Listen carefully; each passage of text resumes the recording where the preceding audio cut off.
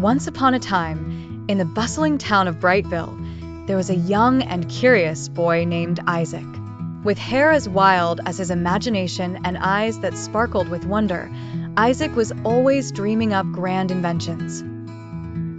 Although he was passionate, Isaac wasn't always the center of attention. Many townsfolk often turned a blind eye to his creations because they seemed too outlandish and far-fetched. However, nothing deterred Isaac's enormous curiosity and creativity. One sunny afternoon, as Isaac fiddled in his makeshift workshop, an old shed behind his house, he had a brilliant idea. What if I could create a device that waters plants while playing sweet melodies? He mused. With his heart set on this new project, Isaac spent countless evenings putting together bits and pieces, many of which he salvaged from discarded old toys and appliances.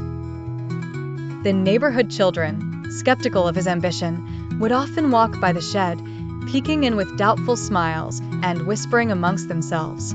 "It's never going to work," they'd say, dismissing Isaac's tireless efforts. Time passed, and after many trials and adjustments, Isaac finally completed his creation, the Melody Maker watering contraption. It was a shimmery gadget adorned with small bells and tiny water spouts.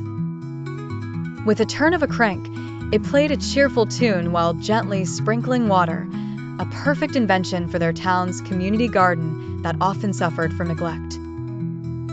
The day came for Isaac to demonstrate his invention at the annual Brightville Science Fair. Hearts were racing, especially Isaac's, as the melody began playing and water gently danced from the spouts, nourishing thirsty plants while charming one and all with sweet tunes. The townspeople, initially skeptical, gathered around in awe, clapping and cheering for Isaac. "Ingenious!" shouted the mayor. "How wonderfully helpful and beautiful!" echoed Miss Green, the school teacher.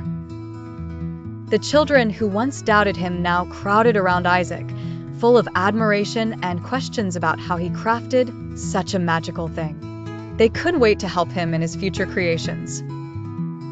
From that day on, Isaac was no more viewed as the odd, inventive kid, but cherished as the town's beloved young inventor, proving that dreams and determination can turn skeptics into believers. And so, in the heart of Brightville, the sound of music and laughter played alongside the tinkling of water, symbolizing both flourishing gardens and friendships alike.